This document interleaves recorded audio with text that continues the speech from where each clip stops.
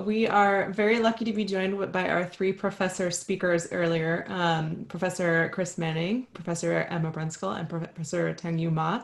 And then we are also joined by Samir Dhir, who is the president of Versusa Corporation, one of our industry members with the Stanford AI Lab.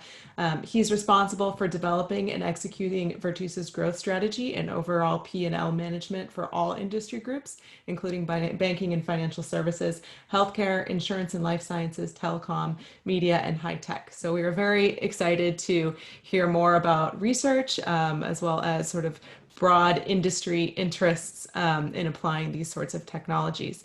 I think maybe we'll start with kind of a broad question, and I encourage everyone who's joining to utilize the Q&A box to direct questions to this discussion. So what is the current state of art of AI in your particular area, and where are we going next? Chris, let's start with you as our faculty director and leader for SAIL. Thanks, Erica. So my area of expertise is natural language processing, and around 2020, there's actually a really easy answer for that one. So really starting in 2018, enormous progress has been made by using very large pre-trained language models. And so that started off with Elmo, and then there's BERT, and then there are various other ones with funny or less funny names coming from Sesame Street, of Roberta and Electra is one we were involved with at Stanford. But these models are, you're training over a huge amount of data simply to be able to predict words and context. But that's proven to be an extremely effective way to build up general knowledge of human languages. And they give a base from which you can then build all kinds of NLP applications. It then doesn't matter if whether you want to do text classification, question answering, customer support,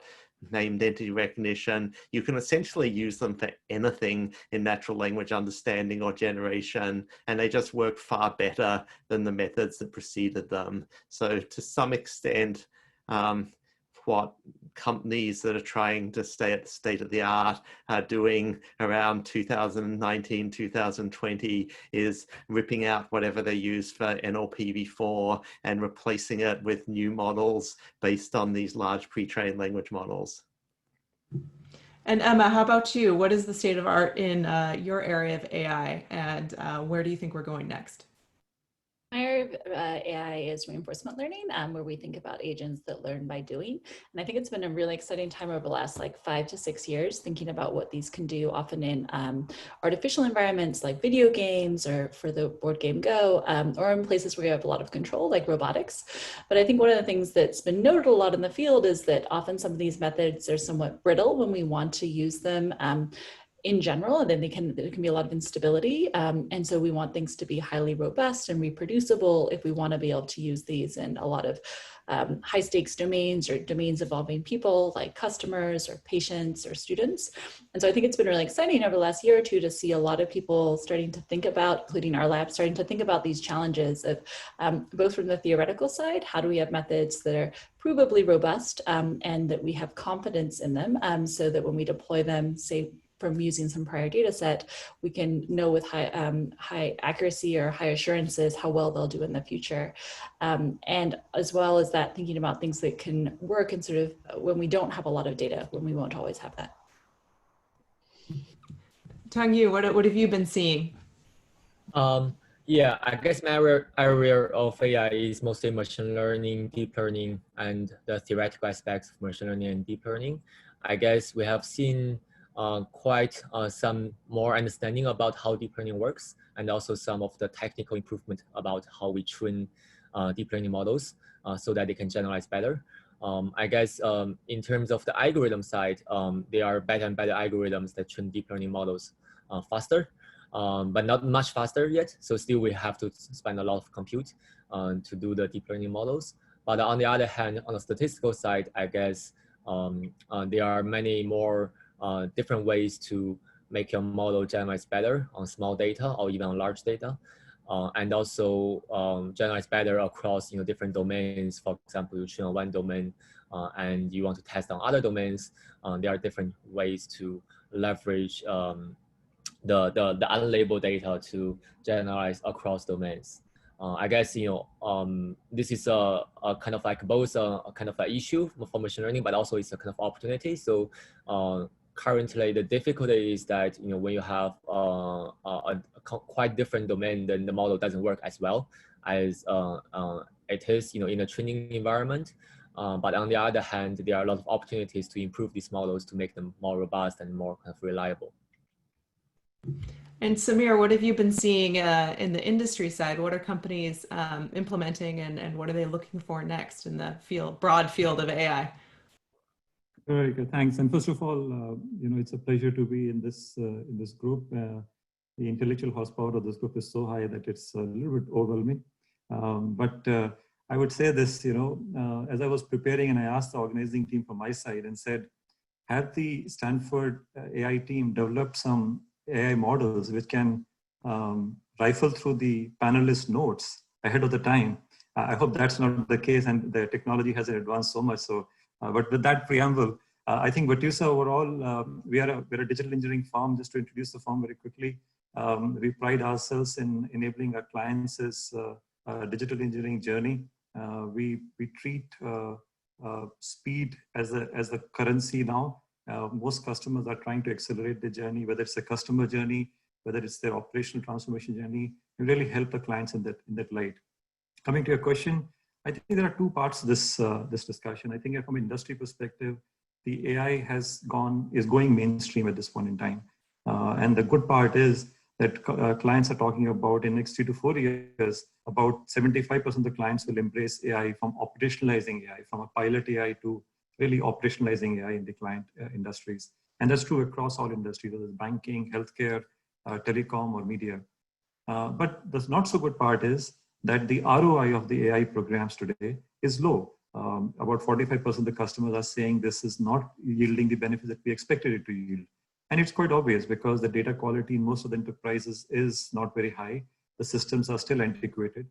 So the throughput that is coming out of the AI systems, even in the most modern technology, is not that high. So that's where the industry is at. From a client's perspective, I think there are top three trends I would say that we're seeing. Number one, of course, is the frictionless customer journey trend. How do I make my contact center more efficient from an AI, leveraging AI? How do I make my entire consumer journey more frictionless? It's really a big trend that we are seeing. The second trend we are seeing is around operational transformation. Really use AI as a lever to drive productivity, reduce time to market, drive better agility in the enterprises. That's a sort of second trend. And third, I would say in the last 2-3 years, Erika, is what we're seeing is really the concentric circle, right? Customers started with AI as a BHAG, and then now they're going down from machine learning to deep learning. I think that penetration is beginning to happen slowly and gradually. Those are, broadly speaking, I think those are trends we are seeing. Thank you for those insights. For our panelists, if you open up the Q&A box, you can see a lot of the questions that are coming in from our audience. Let's start off with one from directed to Professor Manning. It seems NLP is focusing more on word embedding after the transformer architecture, and character embedding is not used much these days. Is that correct? How do you see the use of character embedding use case for NLP? Hey, that's a specific question. We'll have a mix of specific and broad NLP for sure. fans out there. So I think the truth is halfway between that. Yeah. So in sort of quote unquote early deep learning, which, for this NLP context is mainly meaning kind of the early years of the last decade of sort of 2010 to 15 or something, so the mainstream was, yes, we had words and we built up word vectors and they were super useful. But they had the limitation that there was a different vector for each word, and you weren't getting any sharing between related word forms, which are commonly the different forms of a word that have different forms. So something like run, runs, running. And that's only a little bit of a problem for English, but in many, many languages of the world, nouns, verbs, adjectives have many different inflectional forms that tell you about agreement and case and various other things. And so that started to lead into the development of character-based models, and quite a bit of work was done to get better generalization with character models, sort of mainly centered around 2015 to 17 kind of period. But around the same time, people also developed what sometimes gets referred to as word piece models, or sometimes it's just referred to as BPE, which refers to a particular method that's used to build them, called byte pair encoding. And so for word piece models, effectively you're using a simple clustering technique to find common subsequences of characters. So one of the advantages of this is it doesn't matter whether your language has spaces or not.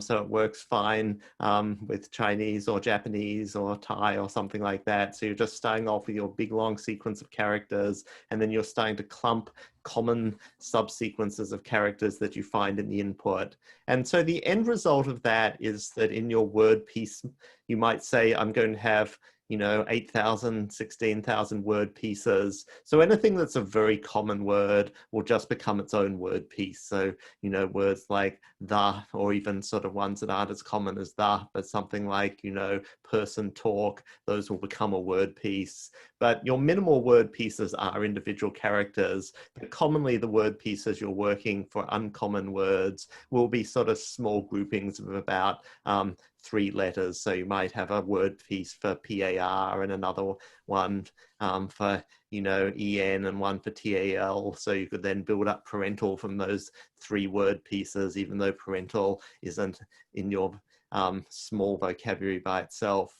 And it's just proven that that word pieces seems kind of a sort of an ugly hack in some sense, but it's proven to actually work super duper well. And it's just been a really useful and flexible middle ground between whole world word models and individual characters, because you're sort of mainly working with these sort of piece of a word units that often have a reasonable amount of meaning, and you're getting the common words as part of your word pieces anyway. So most of these big new pre-trained language models like BERT, Roberta, etc., are working on word pieces. So they're in that halfway in between ground. Seems like it has a lot of relevance too for bringing back memories of studying for the SATs, many, many years ago. So I'm sure your kids probably did very well on their SATs. To Tengyu and Emma, we have a question that's regarding sort of, I guess, changing distributions of data. So we all know the distribution in real world keeps changing day by day. In order to give out consistent and safe action to the user, how would you suggest to update the RL model or any approaches to handle those states with constraint? How do you detect the distribution changing by comparing with the training set? I think that's a great question. I think there's a lot of different interesting approaches to it, and it'll be great to hear Tengyu's discussion as well. I think that some of the things we've done before and some of the approaches in the literature, thinking about change point detection and trying to explicitly model the dynamics of the process, and then you can see whether or not there's a significant difference in the distributions over time. So that's one way where we're hoping we can actually detect it fast enough to know when you should start to actively retrain. I think another approach is to think of this more like a sensitivity or robustness, which is you can design policies, decision policies or strategies, which you think are going to be robust to a certain amount of deviation in the distributions. And I think for some areas, like maybe the news or things like that, it might be very hard to do that because there's huge differences very quickly, particularly right now in terms of the topics that are most salient to people. But in other areas, perhaps things like Amazon and customers, there's not going to necessarily be enormous shifts in most of the things people are buying day to day. And so in those cases where you think your distribution shifts are going to be smaller over time, then you can design policies that sort of should work well with constraints about how far those new distributions might change. And so I think depending on whether it's easy to retrain and how what's sort of the computational budget and how much data is coming in, I think in some cases it's very feasible to retrain really frequently, or identify the change and then retrain, or even proactively retrain. And then in other cases, I think where the deployment itself might mean that you don't get access to that system for a while. So for example, in our lab, we've done some work on educational tutoring systems for children in conflict regions, together with our collaborators, War Child. And they're often giving kids iPads or devices or tablets, and then they'll only see that tablet again in like a month or two. So you can't just retrain every night. There's not the bandwidth. You don't have access to the devices or Wi-Fi. So in those cases, we need to sort of have things that are going to be more robust to any distributional shifts. In other cases, if you're Amazon, it's very feasible to retrain very frequently. Yeah, and imagine a lot of the larger shifts are easy to identify, like, you know, COVID and shelter in place. We know how much that's causing drift on our data. Tengyu, any thoughts? I don't think I have much to say in addition to Emma's wonderful answer. So I guess just to mention one slightly another idea could be that you can also retrain with unlabeled data. This is something recently that is somewhat popular, like it's called self-training. So I guess when you retrain, a technical decision you need to make is whether you want to collect more data on it, right? So like more labels for your data. So recently people have found that you can actually self-train on the pseudo labels you have, like pseudo labels meaning you use your current classifier to get the incorrect labels actually, right? So many of the labels are incorrect, but you can still retrain on those incorrect labels and get some benefit out of it. With Percy Liang and our student Anaya Kuma, we have a paper on this showing that you can do self-training online without any new labels and still get better in performance. But of course, you know, when a shift is too big, then this method stop working. So there is a limit. As Naima said, you know, if your shift is too small, then you probably should be. It's relatively small, then probably should be robust at the first place. And if your shift is very big, it probably should retrain. And maybe in the middle, you can do some self-training as well. Maybe we can take a minute and expand on that a little bit further. These sort of scenarios where labeling isn't available and then we're stuck in this small data environment. This has come up a lot. We talked about it briefly this morning about the challenge of getting labels, and I'm sure there's whole industries that are popping up on labeling data in one way or another. Are there real examples where techniques like zero-shot learning or these other new methods are currently being applied? Any thoughts? I think, you know, I'm sure there are probably some cases where zero-shot learning can be applied. Although I guess maybe it's kind of like cost-benefit analysis in some sense, right? It depends on the context. So maybe typically like a few labels are not that expensive. Maybe, I don't know, like you know, depending on the situation. So I guess, you know, maybe the most in the very near future, maybe the most realistic setting would be somewhere kind of like a few shot learning, maybe like zero shot might be a little bit too ambitious in my opinion. But of course there are cases that you have to use zero shot learning, then you just do it. So, but generally, you know, in any cases, you know, it doesn't matter how many labeled examples you have. I think there are recent new techniques that can do better than the naive method. So I guess there are still high room that we can improve upon them. And I suspect this came up this morning, but like Chris Ray's group has done a lot of really beautiful work on thinking of how do you get labels more cheaply? So you can have sort of these labeling functions that then make it much faster for people to give sort of approximate labels for a lot of data. And they've showed that that can often work really well as a way to reduce the cost of labeling. Samir, have you seen this as a challenge with your clients in an industry where you know, the biggest hurdle is this area of labeling your data? Yes, Erica, yes, we do see it all the time. And honestly, people have been innovating around this in the industry. And I think we've seen broadly two approaches to address this. One is really what I call as a more bottoms-up operational approach. So I'll give an example of an insurance company. They were getting on their 0800 call number consumer reports, and they had a flood of those calls, and they were trying to label the data. So they put a small team to collect the data manually first, and then really extrapolate the data out to really draw some insights from it. That approach is a little crude, but works in certain scenarios. But more importantly, where the industry is now heading towards with this is they can take a second approach, which is much more rule-based. So as an example, for one of the banking clients, they had reams of data coming out of their IT infrastructure, the server logs, the router configuration, and so on and so forth. So what they did was to find which equipment is faulty. They started reading the log files and then labeled the data back using the patterns and the deduction from the data itself in a reverse way. So that's how they're labeling it out. Candidly, from an industry perspective, there isn't a very clean solution.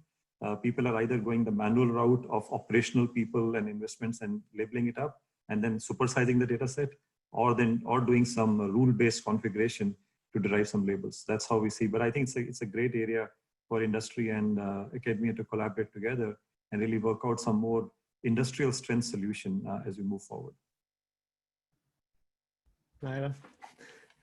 Yeah, go ahead, Chris. Yeah, I'll give a different answer. So I think in general for, most of whatever the last 20 years of machine learning, I would have given all of those answers and they've been sort of right.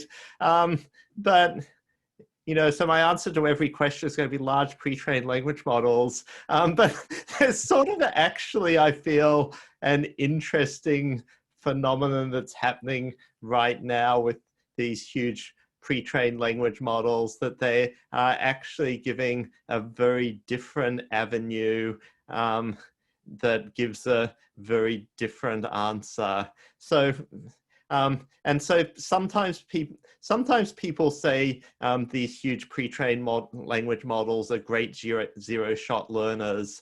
And, in a sense that's true, but in a sense you have to hold on to your wallet because you're sort of redefining what zero-shot learning means when you're using that terminology, since really what it means is that they're sort of really great example-based learners that can map this new data onto existing stuff that was somewhere in their training data. But nevertheless, to take a concrete example of that. So, a common thing that people want to do, that's common but simple thing in industry is text classification. And well, traditionally that was, this kind of hard, don't have the data situation of, oh, gee, we'd like to map things onto these, hierarchy of 48 classes we've got. Do you have any data? No. Well, you could either start to write rules or you could start collecting data and you'll need a lot of data. It was hard. Whereas it's honestly the case now that you can get pretty good results by saying, well, I can use my big pre-trained language model. I can get a representation of the text using something like a sentence BERT model. I can just take the name of the class and encode it with the same kind of pre-trained language model and get a representation of the class, and then I can see how close together they are. And that doesn't work terribly. It actually works sort of decently as a starting point. And then there are some things you can do to do better. Commonly, class names are kind of at a different level of abstraction from the actual words people use for documents in a class. So if you can learn a single transformation matrix to map them closer to the right space, that can significantly improve your results. I mean, another trick that people have been using actually is, so there's been a lot of work on this task of natural language inference where you have two pieces of text. You have a premise piece of text and a hypothesis, and you're typically wanting to say that this hypothesis either follows from, contradicts, or is unrelated to the premise text. And it's actually turned out that that framing has also worked well for this doing sort of zero-shot text classification, that again, you throw in the document as your premise, you throw in the class candidate as your hypothesis, and you see whether it says follows or not, and you pick the class that best follows. That's been working pretty well. So all of these techniques, you can actually get a fair way with no training data at all. And indeed, you can get sufficiently far with no training data that you don't do better with just a teeny bit of training data. I mean, like, until 3 years ago, I used to say zero-shot learning is stupid. There's no problem that people are interested in where somebody can't sit around for a day and label 20 examples of each class. Let's get real. The only interesting problem is few-shot learning. But in this context, doing that is useless. Turning up with 20 examples of each of 48 classes and say, hey, I've helped, it actually won't make things better than unless you can have actual significant data resources. If you can have lots of labeled data, then you can still do much better, but you really actually don't do better from only a little bit. So we'll take another question from the audience, which may also segue us into a broader discussion. Can we talk a little bit about constrained exploration in reinforcement learning as well as potentially other applications, and avoiding taking unknown actions that may be too risky? So maybe this ties into a question that I had about how do you responsibly go from prediction to action, and how do you regulate that, and whose responsibility is it? So kind of maybe the more technical question of how do you do it, but then also what are the larger implications of using something like reinforcement learning where there might be some sort of risk attached to it. This is something we've been doing some work on, and a number of others are really interested in this topic. I think it depends a lot on the domain and exactly what risk means in these cases. There's some cases where I think it's very high stakes, like intensive care units. And in that case, or similar domains where it's very high stakes. And so probably what we can hope to do is sort of try to use existing variability in the current data to identify things that we think are more effective, and then kind of have things which with high confidence are monotonically improving. And those are very conservative approaches, but you still might be able to get progress because there's still often minor variabilities in how people interpret protocols, or mistakes are made, but maybe those weren't mistakes if they lead to better outcomes. But that's a very conservative and a very slow approach. In controls and in robotics, often people have to make assumptions or do make assumptions about the laws of physics and safety and smoothness that allow you also to extrapolate. And people like Andreas Krauss have done some really interesting work in this space of saying, and Claire Tomlin too, and others, of like you start with some sort of feasible or safe region, and then you kind of slowly grow that out. But I think there are also a lot of other application areas where it's important. We don't want to waste data, but it's not quite that constrained. And so there, I think we can often be a little bit more aggressive in how quickly we can gather data, because maybe we don't know, like maybe it's an educational game and we're not sure which way of sequencing is actually most effective for kids. And so in those cases, using more aggressive exploration will be warranted. So I think that it really depends a lot on the domain about what sort of levels of exploration are valid or reasonable. And I think in terms of, in general, as we think about deploying these things, I personally suspect that we're going to see more regulation and more sort of informed policy over what things are considered to be reasonable to deploy in society. And of course, we've seen a lot of movement on that recently in terms of bans on facial recognition systems. But I also think that it's something we talk about a lot as faculty, of how do we train our students to think about the ethical implications of the systems we build, because regulation often takes a while and we don't want it only to be reactive. We want to make sure that we're deploying systems that we think are effective at the beginning.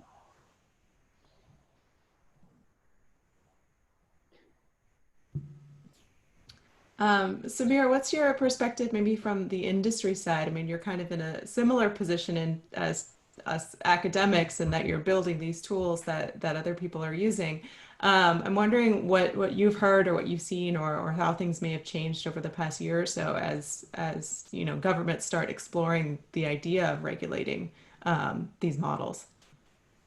Yeah, no, I think this is a very serious topic in industry, and I think enterprise customers take it very seriously. And I think, as you know, there is a vast amount of AI being deployed in consumer experience type activities, which is not very regulated. So I think it's okay if you're on an e-commerce site, a product recommendation comes up and it's not correct, it's probably fine.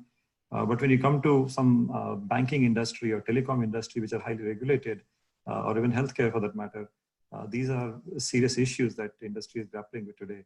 I'll give an example.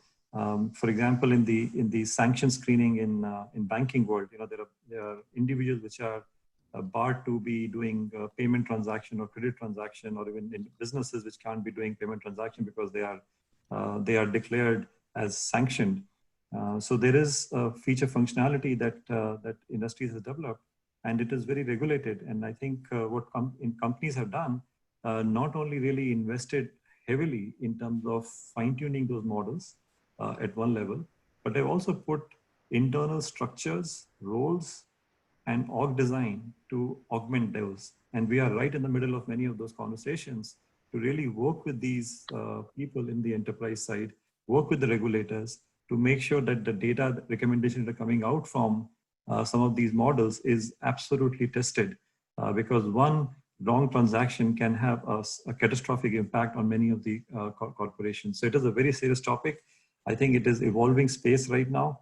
And like I said earlier, this is again another topic where industrial strength solution is still not there. I think people have augmented quite a lot of this activity through some manual controls, just because they have to, because the implications on enterprises are extremely high.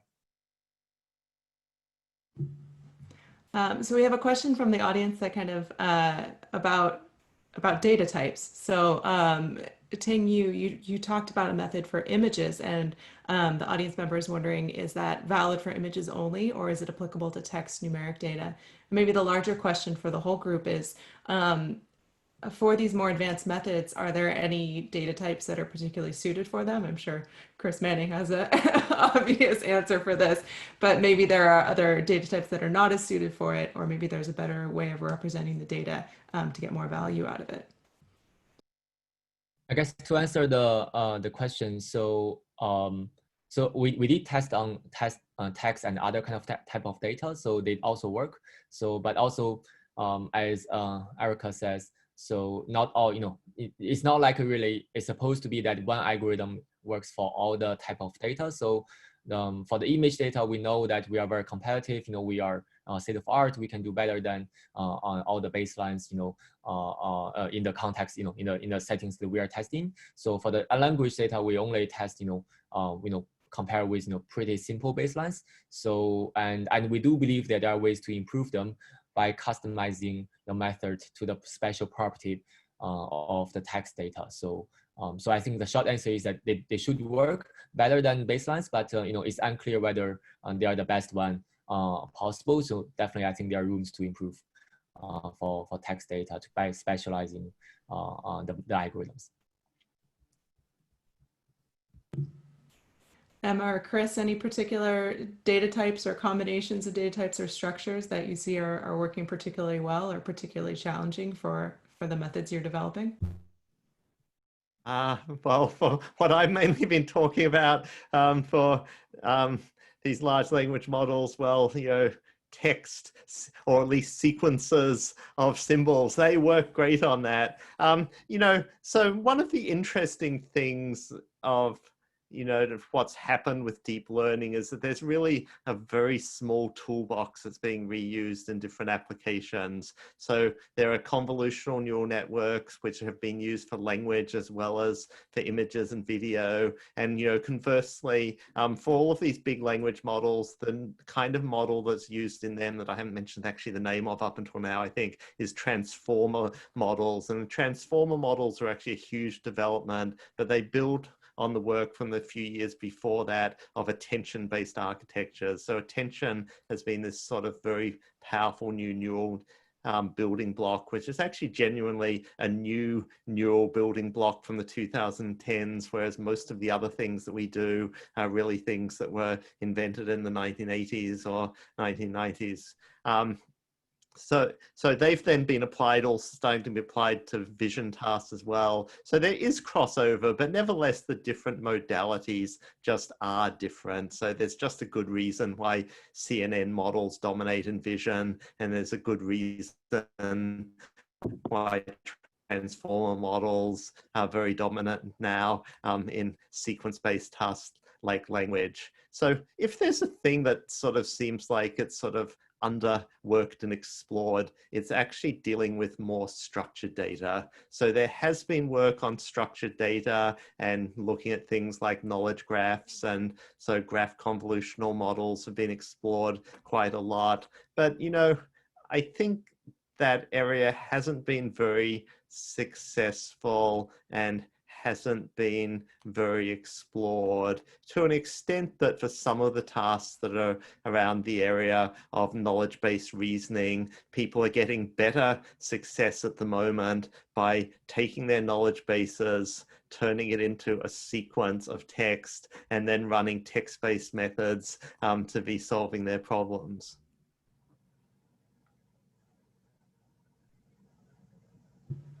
Emma, I don't know if you had any thoughts of different data modalities or any constraints in that side. I think that what Tengyu and Chris said already is. What about sort of online collection of new data? Do we need to be better about determining what data to collect, you know, from different locations and distributions, and what data to label as well? Any thoughts on that?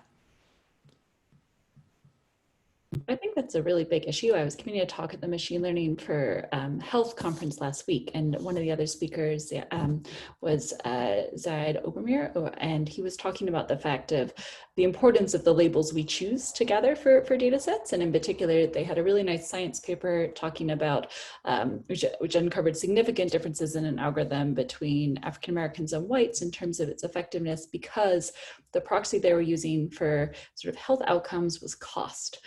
But if you might imagine that it might be that some subgroups are systematically getting less, you know, support for their health on average than other groups, then if you just use cost as a proxy for health needs, you may be systematically underestimating health needs of certain subgroups.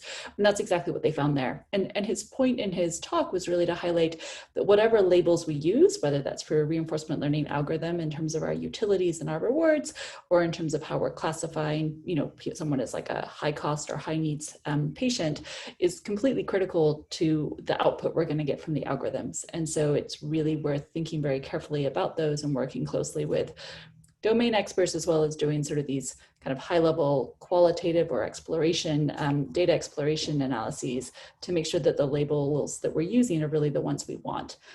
In my field, we often call that reward hacking. So if we use a reward that is not really the reward that we want, so as an example, in a tutoring system, if we just try to make it so that students do problems quickly, the easiest thing for the algorithm to do is find one problem the student got right, and then you just give it over and over and over again. And because they're very likely going to continue to get that problem right. And so while getting problems right sounds like it might be a good proxy for student learning and progressing, it in fact is something that's very easy to reward hack and get not the desired behavior out. So I think this question is a really important one in terms of, as we go forward, how do we make sure the rewards and labels we use are really going to give us our desired objectives.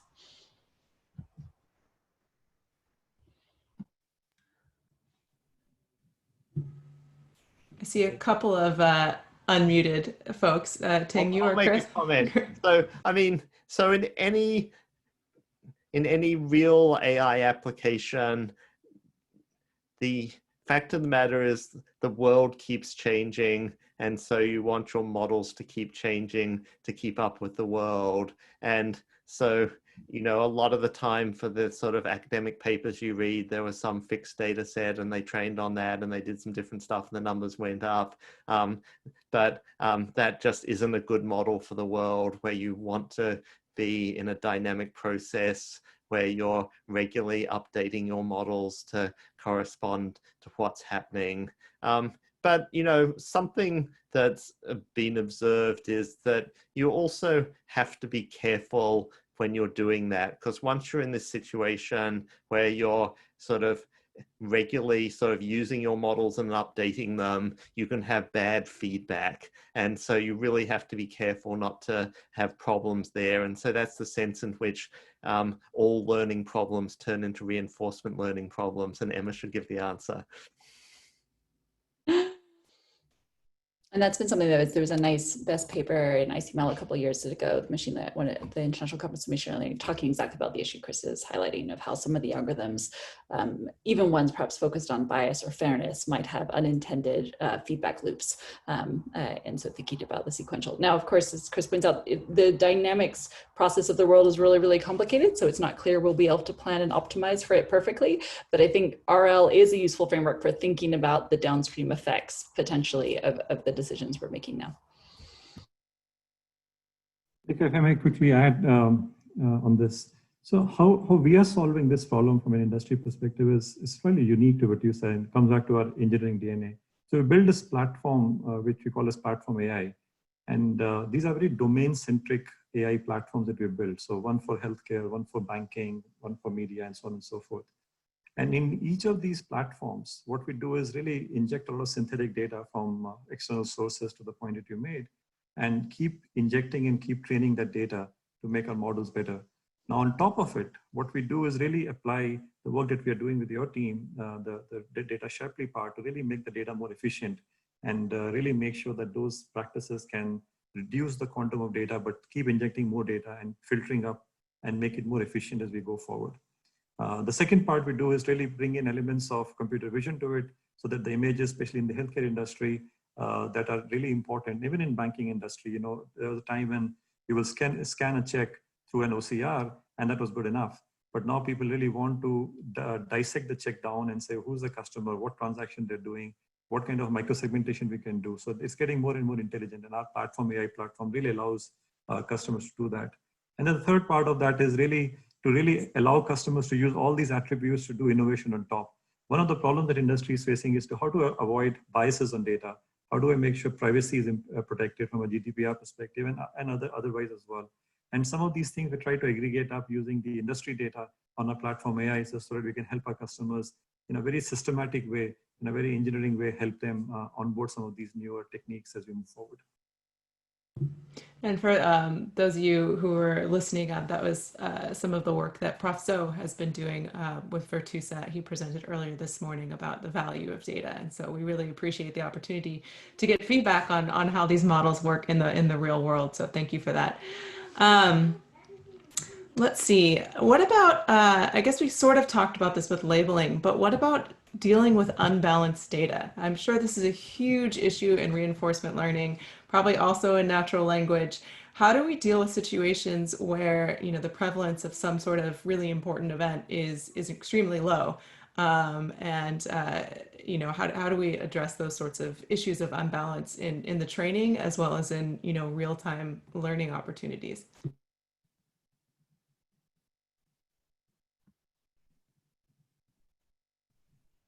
Emma, I saw you unmute yourself if you want. Oh, I was going to say, I was about to direct it to Chris or Tengyu first, because I think it's particularly a big issue there. I mean, it's certainly an issue in reinforcement learning too, but I'd be curious to hear their thoughts on the supervised and unsupervised learning to start. Well, supervised learning to start. Yeah, so I guess Emma can comment more on the reinforcement learning side. So for the supervised learning side, I guess the kind of techniques that we are currently trying to work and also propose is kind of like what I gave in the talk. So we are trying to use regularization techniques to help regularize the rare data so that you get better generalization. So the main issue is that often when you have this imbalanced data set, there are two issues. One issue is the training. So the rare data don't get trained very well. So sometimes they don't even, your model don't even fit to those rare data just because they have a smaller presence in your data set. You don't go through those examples very often. So then you don't fit those examples very well. So these kind of issues can be solved by some of the kind of classical ways, like a resampling, reweighting. You can weight up those rare examples or resampling more often those rare examples. But this doesn't solve the generalization issue in the sense that those rare examples often have worse test error than the frequent examples. So, so the basic idea is to regularize the part of a space of the rare example so that you use a more smooth and more kind of like a simple model for the rare example so that the generalization can be, accuracy can be better. So of course there are other techniques. For example, you can collect more data to balance it, or you can do other kind of things. But regularization is one of the ways that we try to address it without getting more information. So this is like a technical way to address it. I guess that's, yeah. I guess maybe another thing is that, just to think about some other options. Like other options is that you somehow can use the frequent data to help the rare data. This is something we are trying, but I guess this is more relevant for unsupervised learning probably, which or like a language model and pre-training kind of things that Chris is more familiar with. But the general kind of idea is that you say you learn a lot from the frequent data, some kind of features or some kind of like a important aspect of data, and then use a small amount of like rare data to do the part of job that you really care about, something like that. Yeah, I guess I would like to Emma and Chris comment more on this.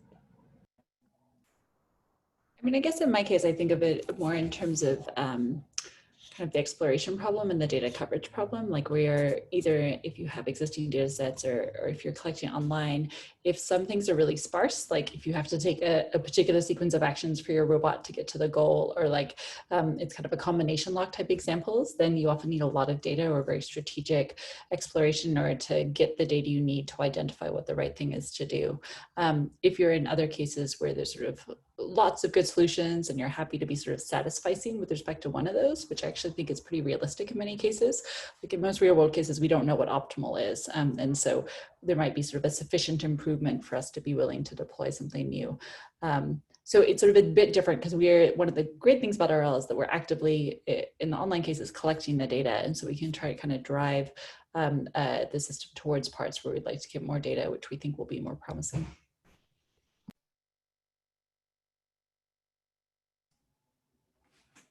I don't think I have a special answer to give. I mean, in practice in the real world, a lot of the time, what you do is you sort of just change the sampling. So you sample much more frequently the rare stuff, so it's nearer to balanced, and hey, it learns better. But, the kind of techniques Tengyu was talking about were then sort of better ways of solving these problems. So we are running out of time, and there's a number of still open questions. And so we'll try to address those offline and get back to those of you who weren't able to have your questions answered. I think we should probably wrap things up with hearing from each of you about a little more about what's next for you and for your lab, or for TUSA. Maybe we should start with Samir. Sure. First of all, this is a very interesting and very enriching conversation for me, Erica and team. And I think one of my clients summarized it very well, so I'll put it out here. They said, we like artificial intelligence to be more intelligent and less artificial. And what it really meant was the data that is out there. We don't want more synthetic data, more artificial data. We want it to be more intelligent. And I think a lot of the conversation we just had was around small data or labeling of data, or all elements towards that. And I think from an industry adoption perspective, as we move forward, we look forward to partner with you guys to really see how we can get to the journey of less artificial and more intelligent. We'll go in reverse order from where we started out. Tengyu, what's next for you and your lab?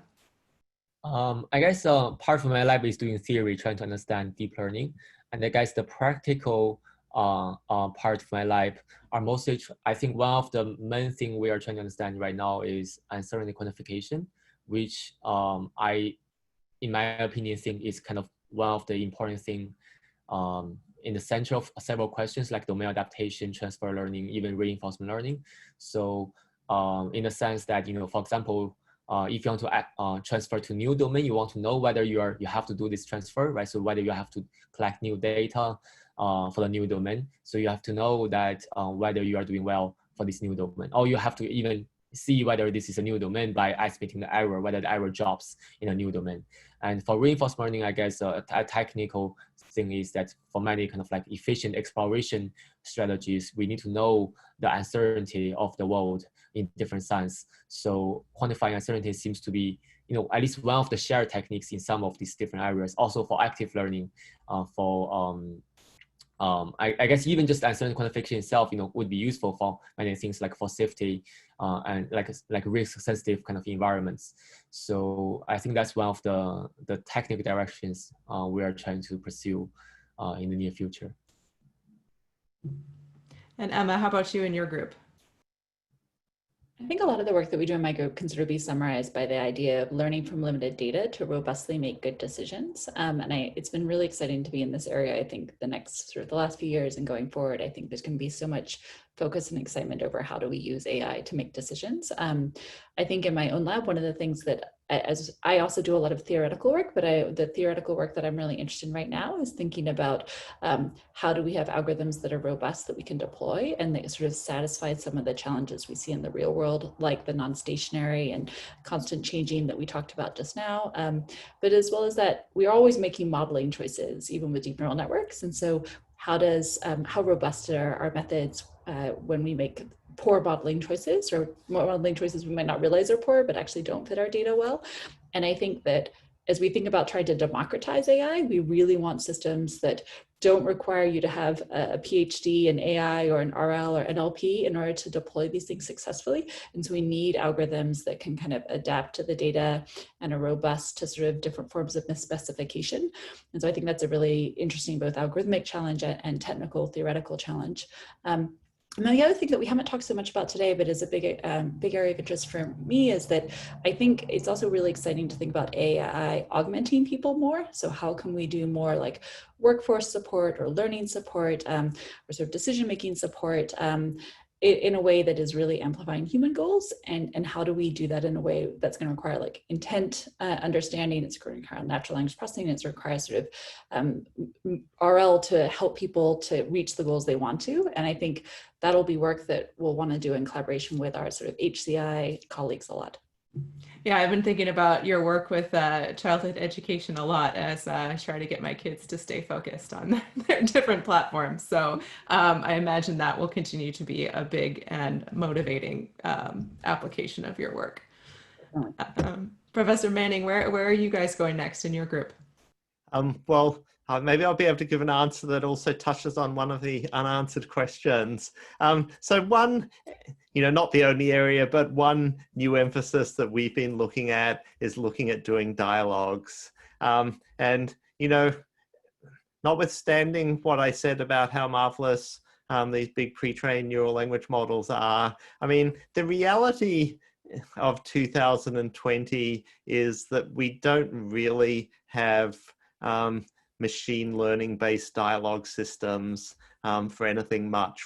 That basically the sort of standard task-based dialogue systems that companies and businesses use are basically still handwritten dialogue trees with a little bit of machine learning sprinkled into them. So you sprinkle in some machine learning text classification to say, is this, a billings return or new purchase requests that they're making, and you can sprinkle in some machine learning to fill in some slots as to, given what they've said, to identify which words express the product name or the price. But basically the overall flow of having a dialogue system is still very much this hand constructed thing.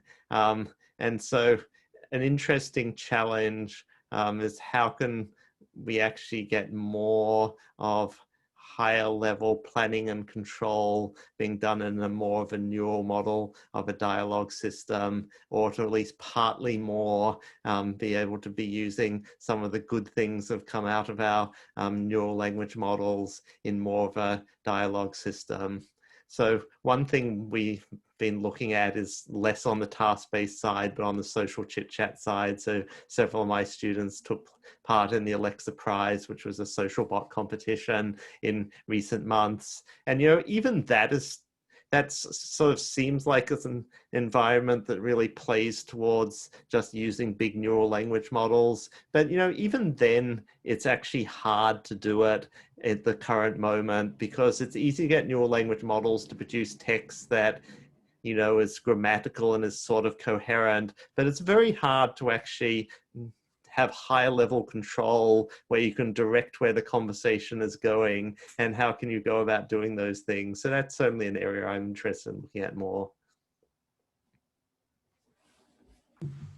That's great. Well, I want to thank all the panelists today and our faculty for submitting your talks ahead of time. It was great to be able to listen to them, and the recordings I think really helped with consistent audio and that sort of thing. So we really appreciate it. I also want to take a moment to again thank our members. Earlier today, I announced that the amount of funding that's come in from our corporate collaborators has funded the equivalent of 75 PhD years, which is huge, and we really appreciate it. We also really appreciate all the insights about how the algorithms and techniques and methods that are developed at Stanford work in the real world. So we really appreciate you all for giving us that opportunity and that feedback, and we look forward to more.